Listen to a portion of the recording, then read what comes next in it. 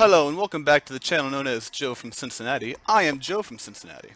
This is the latest episode in the little series I like to call Spoilers. I decided on that name because in this video series I had the distinct pleasure of sharing with you spoilers. I am joined as always by my hetero Thrones mate, Danny K. How are you, Dan? Very well. I'm Danny now, am I? Could you tell that I wrote that out so I didn't forget any of it? Yeah, did you actually write that down? I did. I kept trying to like, how can I open this? How can I open the episode? Or how can I open the video? And I knew what I wanted to say, but like I just kept tripping over my words. So I was like, I really need to work on this whole talking thing, especially when I was talking into a recording device. But so I just wrote it down. What? Sounded like Theresa May just parroting out some fucking hashed out phrase that's been given to her on a card. Not to bring you down. You know what? I'm gonna assume that that's a compliment. So, thank you. It's not. Just to clarify that. But so. Hey, we all have our weaknesses, right? So anyway. Yeah, that's true. We are here today, and I got Dan here. You know, some of you may have noticed that we along with Throne Runner and other Dan did not do a review for the Guarding the Realm chapter pack, and that was mainly because a series of circumstances made it so that one of us was not free every single week for like 3 straight weeks, and by the time we actually got the chance to record, it was like the last chance. It was last week, like Wednesday, and then Throne Runner was like, actually, I can't do this week either. So then we just like, you know what? It's been a month since it was released. Fuck this. We'll just do the next one. So for anyone wondering, that's why we didn't do it. It's because of Throne Runner. So always, it's always Throne Runner. It's always Throne Runner. Every fucking time. Shamar is just the worst at scheduling stuff. He's Canadian, so it's expected, but still. I mean, damn. Is that a popular stereotype? Poor scheduling. You know, you can make a stereotype up on the spot if it fits. You know. That's true. That's the way the world works nowadays. You just you say something, and it's true because you said it, right? I think that's how it works now. At least that's the impression I get. Irish and their penchant for bread. I know, right? God, it's fucking terrible. So, anyway, without any further ado, the reason we're here is because we have spoilers from, what's the pack called, Dan? I gotta fucking Google it. Oh, God, Siege of Astapor? Or Blood and Gold? Yeah, it's the Astapor one. Fall of Astapor. Is it Fall of Astapor? That sounds right. Fall of Astapor. Siege of Astapor. It's something to do with Astapor, and it not going very well there for Astapor. Yeah, some shit's going down in Astapor. The Fall of Astapor, that's what it is. And there you go. Fall of Astapor. And some people might be disappointed by this, but they are Night's Watch cards. And there's some pretty... I think really, if anything, people have come to expect that now. They're disappointed. They're probably watching the wrong channel. Well, there was one time when they like gave me Baratheon cards. I think it's like a way to taunt me. And I had to share those, but you know they'll occasionally, like, you know, if the Night's Watch cards are already spoiled, they'll send me something else just because, you know, I guess they just want my input or something like that. But that's generally how it goes. We get Night's Watch cards here. Joe from Cincinnati, Daniel K. Night's Watch cards. That's it. Happy roll. Give us black borders. Black borders. So let's do this. Let's do this, because I'm on a timeline here. The first one, do you want to read this one? The character? Yeah, sure. I feel like this is probably the more interesting of the two. It's definitely more interesting. So, yeah, it's a character. We've got a chap here. His character card, 4 gold, 2 strength, and just an intrigue icon there. He's loyal. He has the Wandering Crow trait, which is the second card in the game, I think, to have the Wandering Crow trait after Yoren. Yeah, I think Yoren are the only ones right now. What's his name? Yeah, so his name is Recruiter for the Watch, Joe. I guess what this guy Say his does name! Is Say his name! Say it!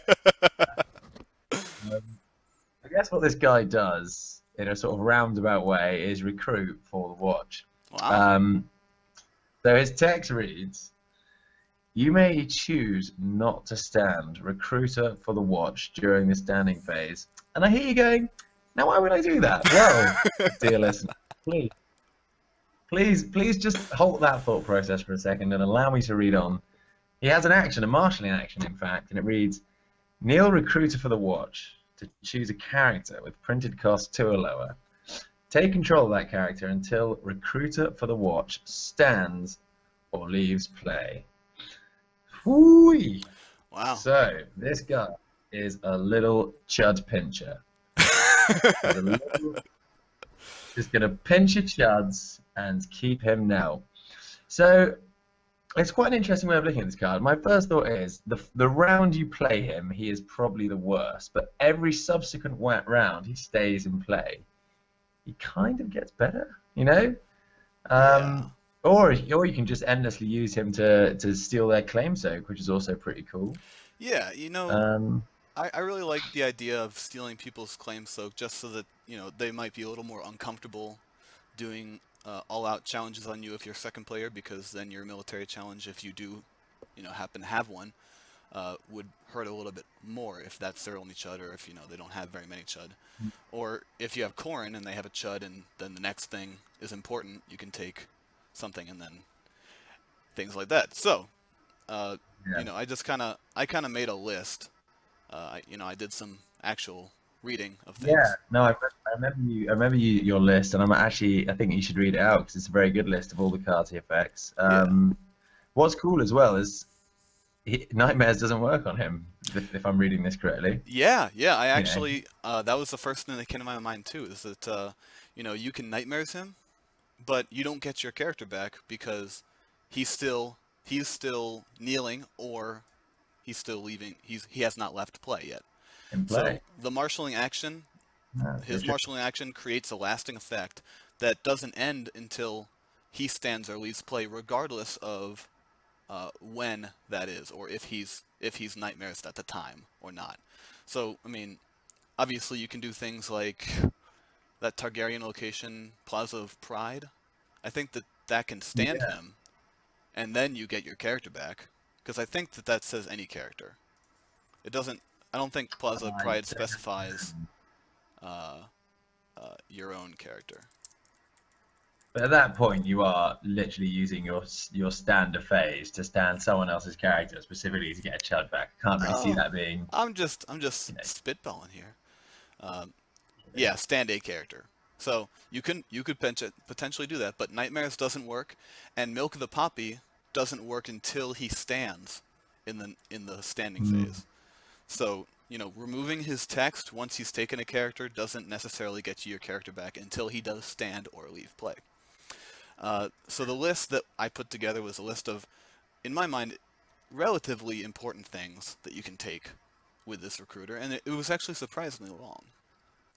When all said and done. Let's hear it then. Let's hear it. So the first thought is, you know, against a Tyrell Rush deck, you can take the little Arbor Knights or Hedge Knights. If for some reason they have power on them, maybe they, you know, pull the little shit where they put the Marin Heat on the Arbor Knight and then win unopposed and do Lady Sons of Rose. I know that it's not an ideal scenario for that deck, obviously, but it's an option. So you could potentially steal some. You could potentially steal some power like that. Obviously, Bastard Daughters, because, you know, then they might not even want to might not even want to attack you because they don't want to discard a card from their hand. Bran, you can take Bran with this recruiter so that they can't cancel your Nightmares. They can't cancel your Hand's Judgment or whatever you might be pulling out. Edric Dane, if you need some stealth, even though nobody plays Edric Dane. Edric Storm from Baratheon. If they have the full dominance nonsense going, and Edric Storm is like their linchpin that's keeping your ranging party from counting and winning them dominance each round, you can take Edric Storm. Hodor, if for some reason you want their Hodor, it's a 4-strength defender after all. Hot Pie, you know, the character that everyone loves running, Hot Pie. Lord's Porch. Spicy play. The spicy play of taking hot pie, yeah. Lord supports shipwrights if they're kneeling your castle blacks in your haunted forests and you're sick of that shit. You can just recruit him into your side and then maybe kneel there raiding longship. Uh, you can recruit their salt wives so that they can't stealth pass or they can't make your guys so they can't defend. Sansa Stark, the Wolves of the North box version, the 2 for 4. And then I believe once she's on your side, No, wait, hold on a second. Let's talk about that one because if you recruit Sansa, and you you have won't have it's likely have any dead Starks in your pile, so yeah she'll be at peak efficiency. yeah she immediately goes back to 4 strength unless you for some reason have Stark cards in your dead pile. You know, because it's self-referential. It references the owner of the controller of the card, and that's you. Once you take control of the character, it's referencing your dead pile, not the Stark player's dead pile. Let's see what's next. Sir Colin, again, if you just need to take one of their knights that they happen to put some renown on. If they did that plot that gives all the knights renown, he has a couple renown on him or whatever.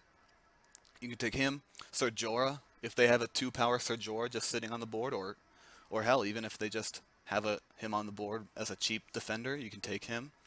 Shireen, you can take her so that you can make it so that you can kneel one of their characters if they dare attack you. The Tickler, Viserion, the dragon, Viserys, the petulant little king. Either version, I think, right?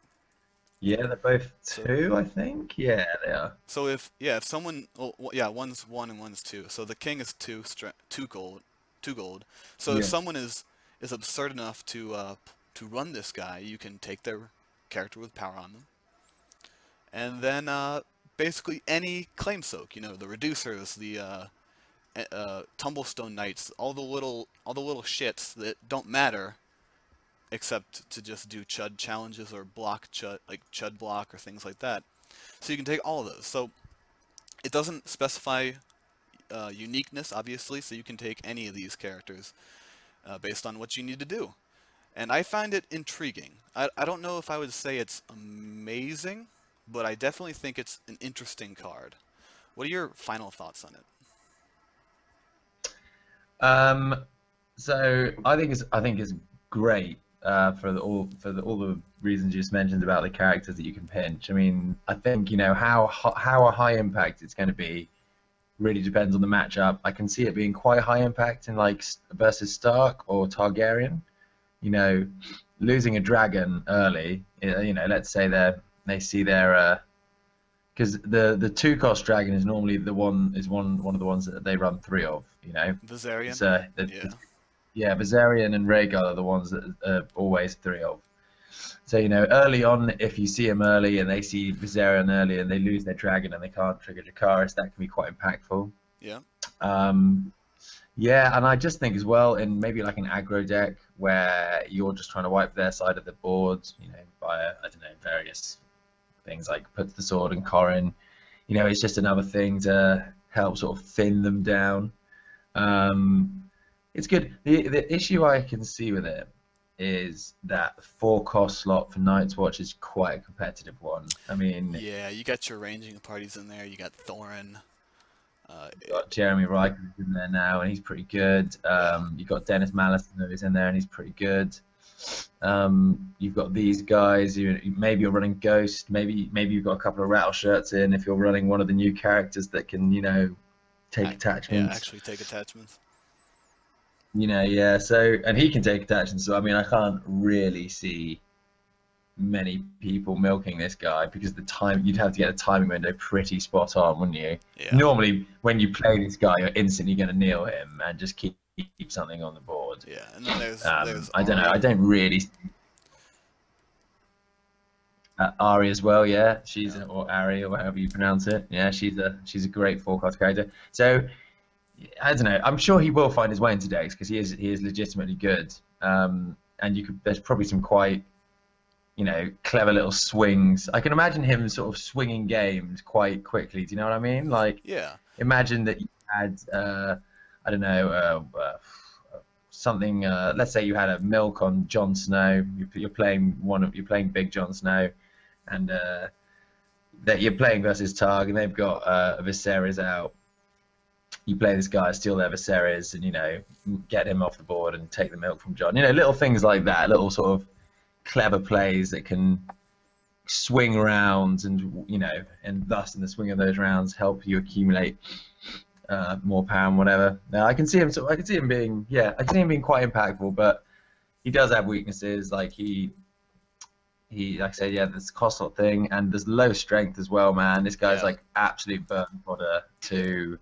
And Targ is so popular at the minute, Yeah, with Targ and a dragon is no slave plus blood of the dragon, that fucking combo that just wipes out boards at a time. Yeah, and you don't want to. You just paid 4 gold. You don't want to lose him straight away to that, Yeah. On the so he's reducible by fealty, but I mean that's not. It's not a huge boon, but it's something, isn't it? It's something. It's something. I don't know. I think I'd probably test with 3 of these, and I'd probably reckon you'd go down to 2 in the end. Yeah, in the right deck. I think also the attrition deck that likes Khorne a lot. You could see this card getting there.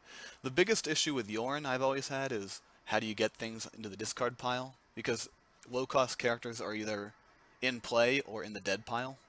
So Yorn digging through discard pile unless you had a way of putting it there. Obviously, there have been ways printed to add cards to this part now, but taking it from play is just so much easier, Yeah.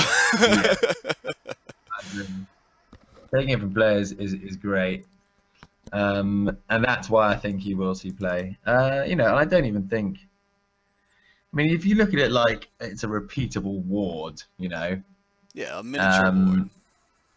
A miniature ward that can only hit low targets, but like I said, you need those low cost characters to stop your big guys from dying and to pan out your side of the board. So I think he's quite dangerous. Basically, I don't know. I like him. Yeah, I also, it's just he's a 4, so he stays on the board for first snow of winter, which is nice.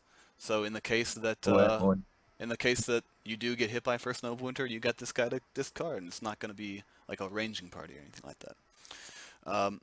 Going on to the next card, what? 2 cost guys get panned, and you're left with this guy and a guy you actually want to save. You're probably not going to be too unhappy to lose him. He is good, but he's not like, oh no, my bomb. Yeah. So we kind of lost you there for a second, Dan. So we're going to the next card now, and at the beginning of the cycle, they talked about everyone getting a economy location, I believe, and this is the Night's Watch one. And I'll read this one. It is Underground Vault. It's a 2-cost location, loyal, non-unique, traded the North, which is fantastic, limited, and marshalling action. Kneel Underground Vault to gain 1 gold. 2 gold instead if the gold value on an opponent's revealed plot card is 5 or higher. So, that's pretty potent. What do you think, Dan? Well, we've known about this for a while, haven't we? And we've known this when has it was been coming. first. Yeah, we knew that we knew we were getting an economy location. Yeah, we've known that.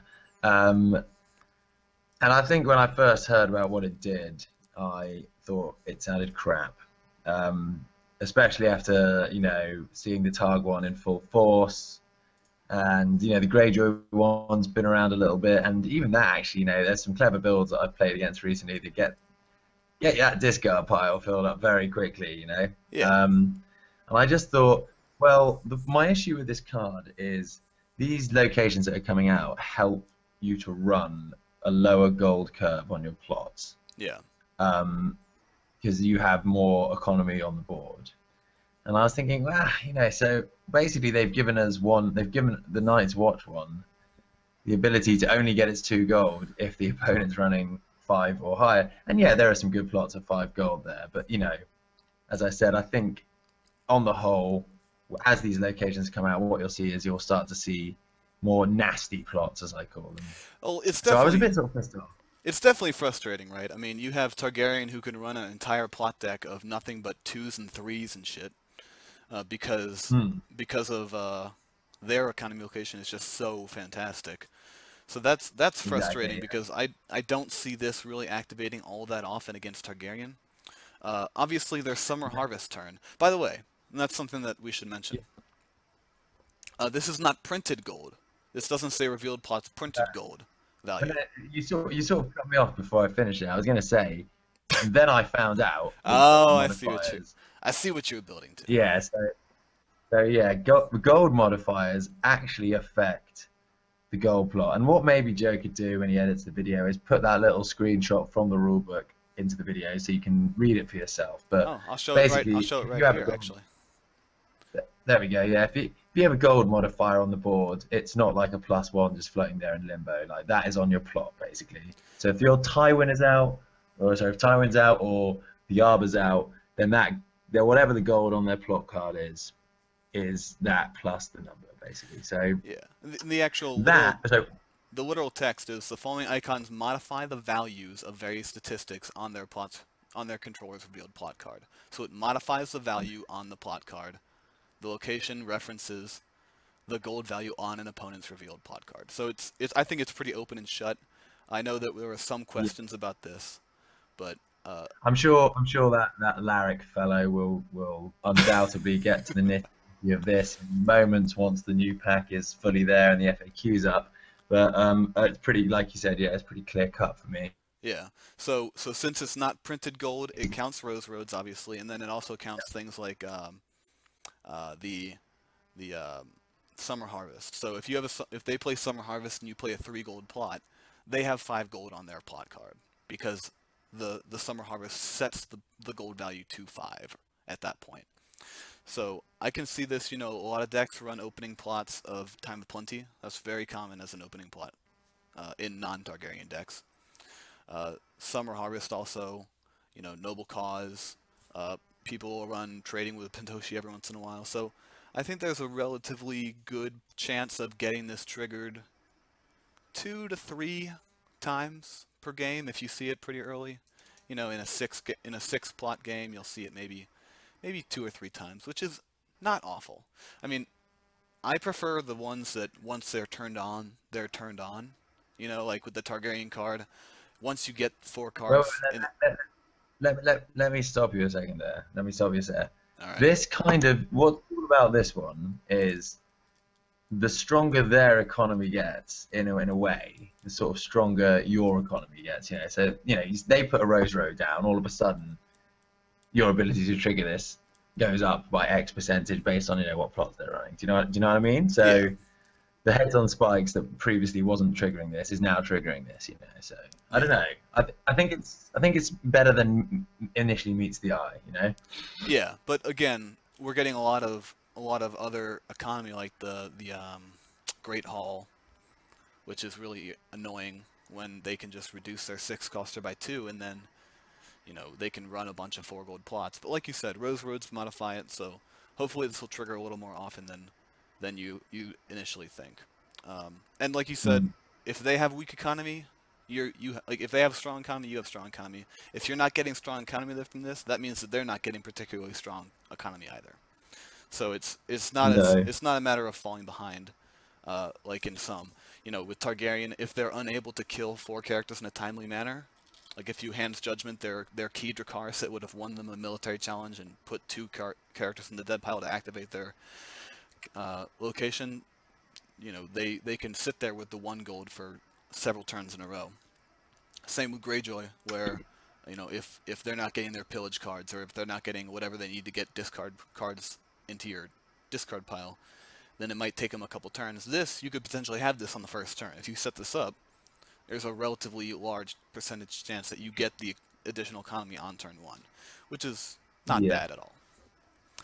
It could be, I can see what you're saying. It could be quite lopsided, but it early on it could prove to be very good. It's one of those things. I think we'll see. I'm glad that they finally have a printed Night's Watch economy location. Because we've got cards like New John, and I'm not saying anyone would ever play him, but things like Old Bear, where you're just like, well, it's 7 gold in a Night's Watch deck, and we've got this sort of weird economy where it's normally based on like drawing and recycling cards or like throwing cards away. But this is just a simple plonk and play, you know, strong economy card. Yeah.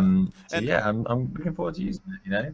and one nice thing about this, you get to play it. It's a Night's Watch location, so if you don't need the gold, Halder can use it to gain strength. If you run Grizzled Miners, they're cheaper from this.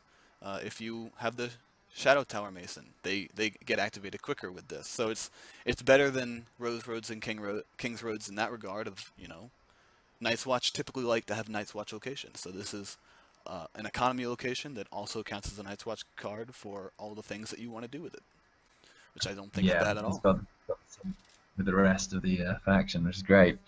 Yeah, no, it's really good. I'd definitely run it over King's Roads, I think. Oh, absolutely. I think I'd easily run it over King's Roads, especially since if you're going low curve, King's Roads don't really help you all that much either. Anyway, like if No, you're no, doing a bunch of 2s and 3s and 1s, and maybe like 5 to 10 4+ gold characters, King's Roads aren't even really worth it at that point. So no, the other cool thing about this as well is it potentially helps the winter deck a lot, you know, where you're sort of stuck with low gold plot, really, aren't you? yeah, I don't know. I've always found one of the weaknesses of the winter deck is if you don't see like the white tree or the steely gold cards early, the choky cards early, um, you sort of petter out quite quickly, and then, or rather, you sort of need that early leg up with the winter deck, that sort of early sort of go for the jugular thing. And I don't know. I feel like this might add a little bit more consistency to that. Maybe you could run some stronger characters. You're not like quite as limited, or just run more winter plots. You know. yeah.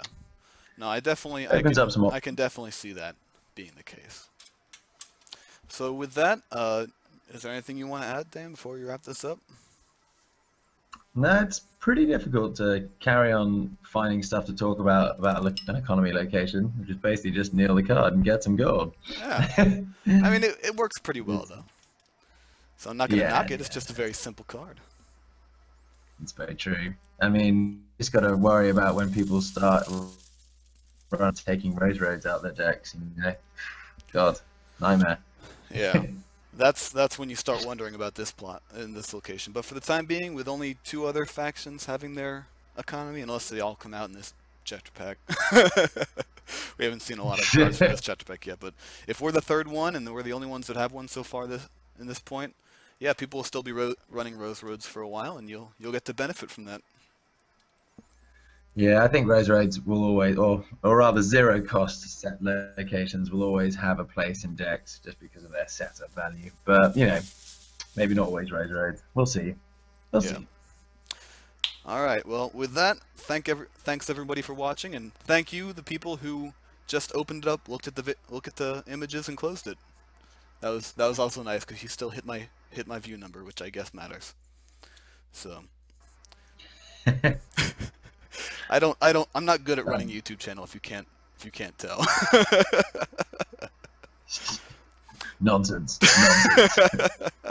I'm like, oh, Throne Runner can do it for us? Perfect. I'm not going to put anything on my YouTube channel. I'll just make him do it. So, all right, with that, thanks everybody for watching, and we'll see you next time. See you next time.